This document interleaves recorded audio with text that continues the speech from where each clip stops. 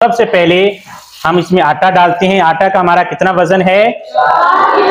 लिखा हुआ है आटा 4 किलोग्राम। ठीक है, 4 किलोग्राम हमने आटा डाल दिया। उसके बाद क्या लिखा हुआ है? गंदम कितनी लिखी हुई है? 3 किलोग्राम। 3 किलोग्राम गंदम भी डाल दी। ठीक है, उसके बाद क्या लिखा हुआ है? मकई कितनी लिखी हुई है? 2 किलोग्राम आपने इसमें मकई भी डाल दी। ठीक है, उसके बाद क्या लिखा हुआ है? गुड़ लिखा हुआ है, तो गुड़ भी इसमें हम डाल देते हैं। गुड़ कितना लिखा हुआ है? इसमें आपका लिखा हुआ है गुड़ 2 किलोग्राम। ठीक है, उसके बाद क्या लिखा हुआ है? नमक जो है वो भी हम इसमें डाल देते हैं। वो कितना हो गया? 1 किलोग्राम। तो ये सारी अशिया का वजन आप देख सकते हैं कि तकरीबन तराजू को देखें तो ये 12 किलोग्राम के बराबर वजन बनता है। औज़ु बिल्लाहि मिनश शैतानिर रजीम, बिस्मिल्लाहिर रहमानिर रहीम, रब्बि ज़िदनी इल्मा। आज बेटा हमारा टॉपिक है what is proportion with its 2 types in mathematics. There are 2 types of proportion in mathematics. Number 1 is direct proportion and number 2 is indirect or inverse proportion. First of all, we try to explain what is proportion actual. A proportion is a type of ratio that shows relationship of a part to a whole part. तनासुब, तनासुब क्या है? तनासुब निस्बत की एक किस्म है जो एक हिस्से का मुकम्मल हिस्से के साथ ताल्लुक जाहिर करता है। तो तनासुब क्या है, इसके लिए हम एक सरगर्मी करेंगे और सरगर्मी की मदद से ये जानने की और समझने की कोशिश करते हैं कि ये तनासुब जो है वो कैसे निस्बत की एक किस्म है और ये कैसे एक हिस्से का मुकम्मल हिस्से के साथ जो है वो ताल्लुक जाहिर करता है।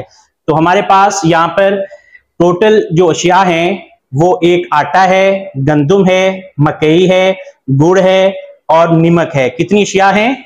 5 अशिया हैं। कितनी हैं?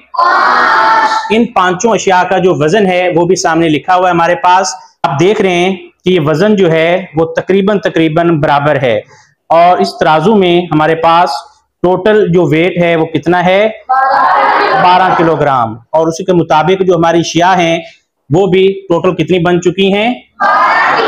12 किलोग्राम। अब आप इसमें देखें कि टोटल वजन कितना है? 12 किलोग्राम। 12 किलोग्राम तो हमारा टोटल वजन है, कुल वजन है। अब हमने देखना है कि हर एक शय जो हमने इस तराजू में डाल रखी है उसका वजन कितना है उस कुल वजन के साथ, क्योंकि हमने तारीफ में पढ़ा था कि तनासुब निस्बत की एक किस्म है जो एक हिस्से का मुकम्मल हिस्से के साथ ताल्लुक जाहिर करती है। तो ये उसके मुख्तलिफ हिस्से हैं और इनका जो कुल हिस्सा है वो कितना है? 12 किलोग्राम। हमारे पास जो वेट हैं वो भी 12 किलोग्राम के हैं। तो जो गुड़ है इसका अब हम पहले देखते हैं। सबसे पहले गुड़ हमारे पास कितना है? 2 किलोग्राम। तो कुल वजन कितना है? हम कहेंगे कि जो गुड़ है उसका तनासुब कितना है? 2।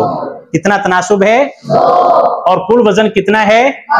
तो इसको मैं ऐसे लिख सकता हूं 2/12। 2/12। इसके सामने आप लिख सकते हैं कि ये क्या है? गुड़ है। ठीक है, ये गुड़ और कुल वजन के दरमियान निस्बत है। गुड़ और कुल वजन के दरमियान निस्बत है। इसी तरह आप आगे भी देख सकते हैं कि जो गंदम है, गंदम की निस्बत अगर आप मालूम करना चाहें तो वो कितनी है?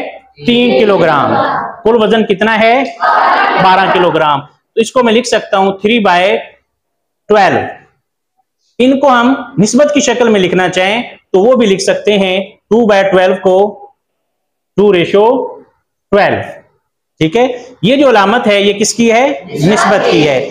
हमने तरीब में पढ़ा है कि निस्बत की एक किस्म है, तनासुब भी क्या है? निस्बत की एक किस्म है। लेकिन कौन सी निस्बत की किस्म है? इसमें कुल वजन के साथ, यानी कि कुल हिस्से के साथ। तो इसके बाद हमारा जो आटा है, आटा हमारे पास कितना है?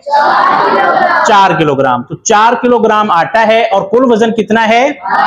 12 किलोग्राम। तो आटे के लिए मैं लिख सकता हूं आटा इज इक्वल टू कितना है?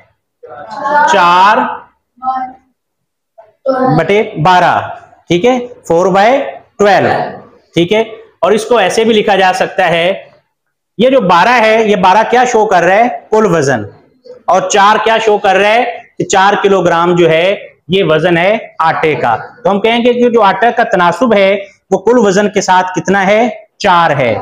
कुल वजन कितना है? 4। कुल वजन 12 है और आटे का कितना वजन है? 4।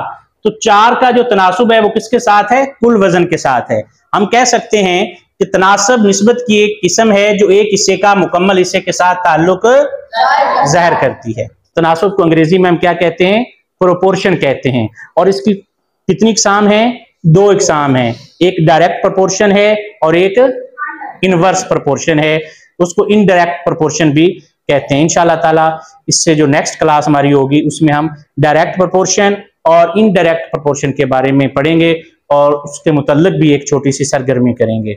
आपके ज़हन में कोई सवाल हो तो आप खड़े होकर पूछ सकते हैं।